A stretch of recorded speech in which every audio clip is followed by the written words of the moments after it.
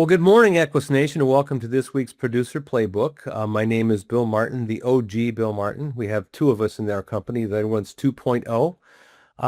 And welcome. And we do this every single week. Sometimes it's just me, and most of the time it's with the guest. And what we try to do here is every single week we try to highlight somebody that's having success. Maybe they've been around a while and had a little lull, and then they're seeing a springboard in their production, or we have a new person that pops up. So I'm always scanning the leaderboards all the time, looking for names. A lot of times I'll see a name, and it might be a flash, and then they just disappear or whatever. And then I've been watching this young lady, Gabriella, or she calls herself Gabby, and it's Algary. And she's under an awesome team. She's under Nicole Hansen's team, and we all know that Nicole, affectionately, I call her a beast, and she is a beast. And she's one of our hardcore lady producers that we have here at Equus. In fact, I think we would do quite well if we could be about 90% women. You're just looking at some of these top producers that we have in our company, we could do quite well. Which more women would find this business because they do very well in it. I really do. So I'm looking at her numbers. I called Nicole. She said, "Oh yeah, you got to get her." I always check with the manager first, make sure I'm not dealing with somebody that's just a flash in the pan or they're not real. And I'm looking at your numbers, and it's crazy. Your issue paid rate is insane for a new person. And I think you have a little bit of experience. We're going to get into that in just a second. But so far this year, because you really had no production last year, so just this year, you've already paid 30 applications for 43,589 year to date, which is a very solid number for a brand new person. I mean, there's new people that'll go 5 months and that'll be their total for a new person as they're just getting their sea legs and figuring things out. You've submitted 38 apps, and I don't know if all of them have not been issued or settled yet, but certainly a very good issue rate. So it tells me you've got a little bit of experience in understanding this business a little bit. But let's do this. Before we get started, let's find out a little bit about you. Where do you live? Family life a little bit. And then also, how did you find us and why were you looking? What was those two things that you found your business and why? Okay, good morning. Thank you for having me. Um, I am originally from Brazil. My family moved to the States when I was 9 years old, and I am currently in South Florida. I went to school in DC, didn't like the cold, so after I graduated, I came to South Florida, and I have been here ever since. I am married, have been married for, oh, it's going to be 15 years in September. We have two beautiful, rowdy young boys, ages 7 and 5. And my husband and I own a couple of other businesses. And in last year, my youngest started school, and I had a little bit more time on my hands during the day because thankfully we have found a way to automate our businesses. And I was just kind of looking to diversify. I saw that there was an opportunity in life insurance, and I got my license, and I started with an IMO in Miami. Bunch of young whippersnappers, early 20s, brand new company, lots of energy. I learned a lot from them. The saying that goes, you don't know what you don't know. Right. Yeah, so I was kind of struggling to find my flow. Um, and I was looking for different leads. Okay. And I actually went on Reddit to look for a new Mm-hmm. a new lead source. Sure. Okay. And I heard about these Ethos abandoned cart leads, right? So I'm looking for these, and I come on the Integrity website, and I put in a request thinking that I'm going to get information on these Ethos leads. When I get a call from Nicole Hansen, and she's telling me, about this opportunity, and I'm like, what is this lady talking about? Like, I don't even know what. And then, she said integrity, and I was like, okay, bingo, this is it. I thought I was getting information on these Ethos leads, but instead I ended up getting information about Equus. And I see everything as, being meant to be. And Hmm. I kind of hit it off with Nicole. She's awesome. Yep. And I saw a lot of similarities. And and I said, you know what? Maybe this is where I need to go. And I just felt it in my heart that it was the right move to make. And I made the move. And I have been very, very happy with my decision ever since. And you really just started at the beginning of this year. You started getting your contracting, all that stuff done towards the end of last year. Had a little bit of experience in the business. So you kind of knew the ins and outs, a little bit of underwriting, kind of had some your sea legs there. What's interesting in my observation, first and foremost, when you said Brazil, I did not know that till just now. What I find very interesting is two of our top producers in our company also came from Brazil. And if you're going, I believe you said you were going to conference, and I want you to meet them because we have Carlos Costa and Claudia Mathau, who are both from Brazil. Okay. What I also find interesting is how well you adapt to our language, like you've been doing it for years and years and years. And maybe it's because there is a lot of English spoken in Brazil in the first place, but still, holy cow. How long have you been here in this country? Well, I've been here a while. I came like 20 years, Okay. basically. Yeah. Yeah, Claudia hasn't been that long, and certainly Carlos has only been here about 8 or 9, maybe 10 years. He might be a little bit longer than that, maybe a little bit longer than 10 years. But I want you to see if you can run them down. Like they're just looking at the leaderboard. They've been with us a long time and they just do extremely well here. So you got good work ethic and you've already got a couple of businesses and I love the rowdy board things. I have three boys and a girl and I love it. So let's talk about this. So you started out, are you only using the Ethos incompletes or have you gravitated to other lead sources? No, so on my first batch, I got some of those Yeah. abandoned cart leads, the Ethos Yep. ones. And I also got the incomplete IVRs Okay. for mortgage protection. Yeah. Um, I like the mortgage protection. I like mortgage protection. Yeah. Yeah. Um, and so I gravitated towards those and now I only work those. Okay. Yeah, yeah. Good. Okay. Because a lot of people get questions on that. And so you know where I'm coming from. I came from a different world. When we started this company, we were doing in-home sales before COVID hit.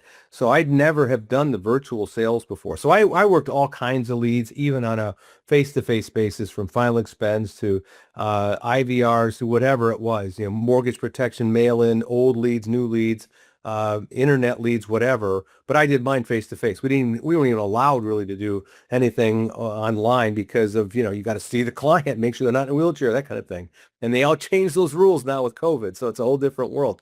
All right, let's talk about this because I often get questions because we're on that topic. I often get questions on people that ask, and I'm not handling these IVRs as well. And I'm not handling the older ones. So kind of give us your presentation to me if you're calling me. Now, I assume I filled out an IVR form, and are you getting the older IVRs or the newer ones? Incomplete. Okay, the incomplete IVRs. Yeah, You're working those, and you're writing this kind of production? yeah. Okay, I got to hear your script. All right, we got to do this. Okay. All right, we got to do it. Okay, so tell me, I'm sitting at home, and I got the letter in the mail, and I went on the phone call, then I realized it was an automated call, so I hung up. I didn't complete it. And now I'm sitting at home watching television, and you call me. Role Okay. play. Hi, Bill. Yeah. Hey, Bill, this is Gabby Allegre. I'm getting back to you here about the mortgage protection for 123 Main Street with Wells Fargo. Um. Oh. What? Okay. Okay, perfect. Yeah, I'm the field underwriter that's assigned to go over that information with you. It's just the insurance that pays a loan off in case of a death or an illness. All non-medical. They just have me set up a time to ask you some basic health questions. Are you Wow. working, retired? So you just go right into it. There's no question and answer as far as you remember this or anything like that at all. Boom. Nope. It's I right just in go the right into assumption. I it. love it. And what I love too, that the people that are watching this is that you're not all up in the air. I think what the takeaway that people should get from what you're saying is your demeanor is perfect because You're not way up here because as soon as you go way up here and you start getting they just automatically connect you with a salesperson. You're talking to me like I'm supposed to talk to you, like you're the person I'm supposed to talk to. Right. Do that again. Let's do it, guys. You got it down, so I want people to hear this again. Do it again. I love it. Okay. Hi, Bill. Yeah, yeah. Hey, Bill, this is Gabby Allegre. I'm getting back to you here about the mortgage protection for 123 Main Street with Wells Fargo. Okay. Oh, yeah. Okay. I can do it. Perfect. Yeah. Yeah, so I'm the field underwriter that's assigned to go over that information with you. It's just the insurance that pays the loan in case of a death or an illness, all non-medical. They just have me set up a time to ask you some basic health questions. You're working, retired? Gotcha. Wow, that's really solid. So let me ask you this. What happens when you get any type of an objection? So if I say to you, I don't know what you're talking about. What are you talking about? And you get that, I'm sure. What are you talking? What's this? Yeah, so sometimes you get it in your closing paperwork, or you may have gotten some literature in the mail about it. It's I just that program that, God forbid, something were to happen to you, your family doesn't have the financial I burden of love paying it. the mortgage. It's just an assumption all the way. No Yeah. matter what the comeback is, it's just like, yeah, you've seen this stuff. It's interesting when I used to call, and you'll relate to this, when I used to call the final expense cards we used to get, you and I both know that in final expense, people get this stuff in the mail all the time. They see it on television, whatever. Well, when leads were really scarce 20 years ago when I was doing this, I would get a list of just people 65 and older with their phone number. And I'd call them up and I go, hey, Gabrielle, this is Bill. I'm calling you about that final expense information you received in the mail. That stuff in case you die or become if something happens to you, gives you final expenses for your family. And they go, what are you talking? That stuff you see that you get in the mail all the time. You see the ads on television. Yeah, well, they do. They've probably gotten called 15 times that week for final expense or gotten 3 or 4 things in the mail. They see it all the time. And it's the same approach. That's dynamite. That is dynamite. I love it. And so really, you get some resistance, I'm gathering, because on a brand new one of these, you don't have to assume because you do know that they filled it out on a brand new IVR. What do those run? The new or the Incomplete incomplete? IVR. Incomplete IVRs. $5. And there's a lots of them out there. Yeah. I think the key for a lot of people is they don't realize that it's how they sound and what they're saying is the reason they're not getting the connection. So let's Sure. say that you get a hold of 10 people. Yeah. Out of those 10, what are you generally going to turn around into a sale on average? It would Um, hold of 10. so usually out of 10 leads, I will close one of them. But that's including the ones that are not picking up. So a lot Yeah. of them are not picking up. So I But would what do say, you pick up? What are you closing? um, the ones that pick, if I have 10 that I'm calling that are actually picking up the Yeah. phone, I'm Yeah. closing two or three. Perfect. And so many people believe that if they're going to spend $5 in a lead, my gosh, I should close half of. No, I mean, there's just not. It's not realistic. What Right. you're saying is extremely realistic because that's kind of the numbers that I used to run when I would call older leads or whatever. If I contacted or had 10 of those leads, now I was paying a couple of dollars for these really, really old leads, and we were probably selling 2 to 3 out of 30, but these were $2, 2-year-old leads. But you're calling, how fresh are those incomplete IVRs? Fairly fresh? Yeah, they're fresh. They're I think 30 days or less old. A lot of them have already been approached, but Yeah. I just What happens to those? Tell me about those. What happens when you get somebody that says, listen, I've already talked to somebody, I'm not interested. yeah, I just tell them, well, I'm a manager here in the office. I have that your file is still open, so you haven't spoken to me yet. And Okay. my job is just to go over all the options with you so that you know what's available to you. Okay. So are you working or retired? Okay. And keep And, on and then asking you questions. also find out if they've already bought something. Oh, Kind of course. Like if they say, "Oh, I've already spoken to somebody." Um, I mean, I always tell them that my job is just to make sure that they have all the information that's available to them so that they can perfect. make the absolute best decision. So if they have already gotten that, they'll tell me right then, well, I already got it. Okay, so then I'll investigate and I'll see what it is that they got. And then I will try to do a policy review with them and see if I can add value. That's great. Now, how much experience did you have? You said you were in another place. How long were you there? How much experience did you have? I was there for about 4 months. Okay. Yeah. So I Yeah. But started I getting worked into a rhythm and under you no started. mortgage protection, no Okay. mortgage protection. It was all, and you know, those IUL Yeah. leads. Yeah. Okay. But at least you had an understanding of you were figuring out how to talk to people on the phone. You got that down. It sounds like you've had other experience in how to talk to people. You're very, very good. I can see that you're dynamite. And just like Nicole, if I was to sit with Nicole and I've role played with her before, I mean, I've had her on my call quite a bit over the years, trust me. And I'd role play with her and so on. And she's just in the same with a Deanna Cooper and even all the other top producers. I'm not discounting all the men, but and I'm just saying that the dynamite that you guys bring. Um, okay, this is really cool. So let's do this. Let's walk through your schedule a little bit here. You're very busy with two boys, so one's in school, one might be in school, based on the ages you gave me, or Both. both.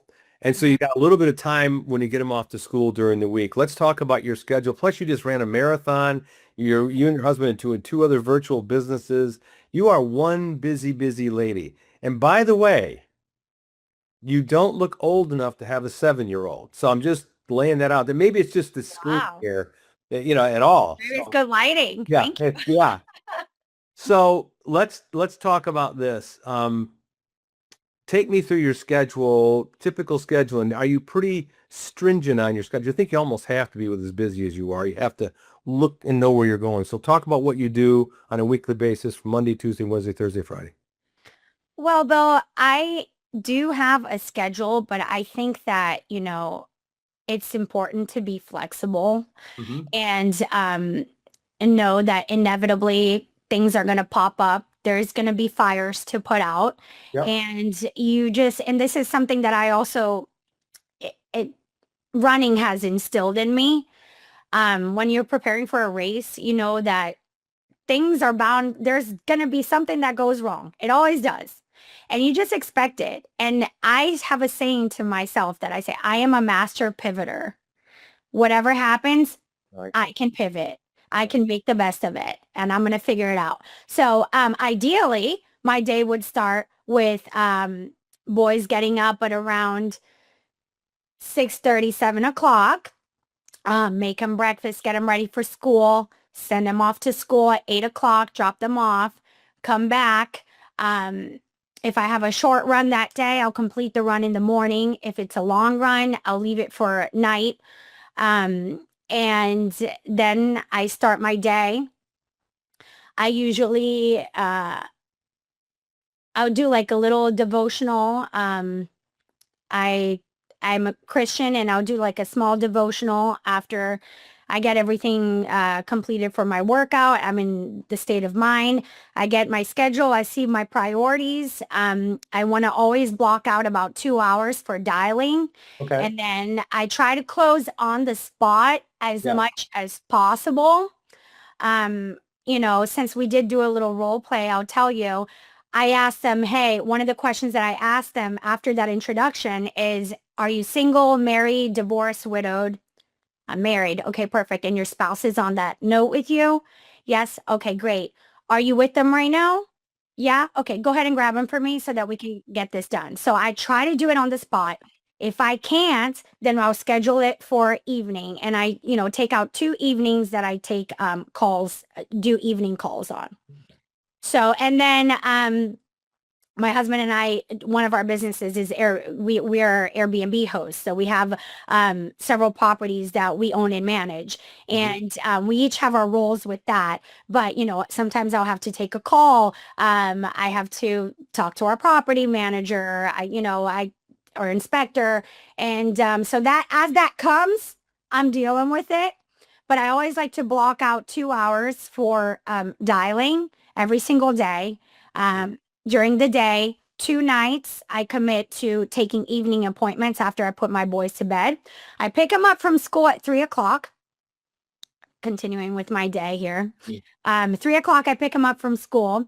And then I take him to jujitsu 4 days out of the week, and then we come home, we have dinner, bedtime, bath and bedtime, 8 o'clock, and then at 8 o'clock, I either, if it's those 2 nights that I've committed to taking the evening appointments, I'll either do that or I spend some time with my husband and wind down.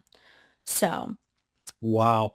Um, Knowing what that's like going through that kid process too, and how much time it does take for that, it's impressive the numbers you're putting up already and issue paying already at year to date with the schedule that you have. And it almost, I would look at it kind of as a part-time, but also as a full-time because it really is a little bit of both.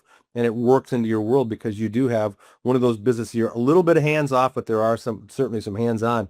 I mean, I think that you are the poster child literally for what we're trying to create here at Equus and make yourself a business owner and run your business to make your business work for you. And you got into it with virtual, so you never really did the in-home. Maybe you did at one point, but before. But you've figured out virtual, and I also would agree with you. Get that appointment right on the spot because when I was doing in-home, I'd call and I'd set my appointments for the next day or whatever, and both spouses had to be there. If I had both spouses on the phone, and that's what I hear from all the virtual folks, get it right then. And certainly don't set an appointment for 3 days later in a virtual world and believe you really have an appointment. You're kidding yourself. You're just playing games with your brain. Wow. yeah, I always ask, hey, if they're not available, what time tonight would be good for us to speak, when Yeah. you are together. It's either tonight or tomorrow. And Um, you've not met Nicole yet, right? no, I'm looking forward to meeting her at conference. Well, we're looking forward to seeing you at conference. You're dynamite. I'm going to be watching your numbers throughout the rest of the year. Very impressive. Very impressive. Not surprised after talking to Nicole. So I'll shake your hand too. Make sure you seek me out. I'll be running around like crazy. I always do at these things. But try to find me. I'll be looking for you too. And shake your hand. And I would like to introduce you to those other two people from Brazil, if you don't mind. And by the way, Brazil's awesome. I've been there. It's just amazing when you got to the Christ the Redeemer statue and they tell you when you go up that cog railway and and you hit that one spot where it opens up to Sugarloaf and all that and you take a breath, they have a certain, what's the name you guys call it, the moment or whatever. Susto. Un susto. Yeah, yeah. And the guy that I was with, and I went, your breath is taken away because you feel like you're going off the cliff. And then you get up there and you stand at the base of the statue and you're overlooking all of Brazil, the beach and sugar, all of that stuff. It's like one of the most amazing sights I've ever seen in my entire life. You could just sit up there for 3 hours and not say a word. You know what I mean? Yeah. Amazing. Amazing. I love that you went there. That's Yep. awesome. Yeah. Food's great there, by the way, too. It's awesome there. So, Oh, thank you. all righty. So we'll see you in a couple of weeks. Thank you so much for your time. And I guarantee you added value to the team. So thanks you very much, Gabriella. Thank you so much for having me. I'll see you in conference. Got it.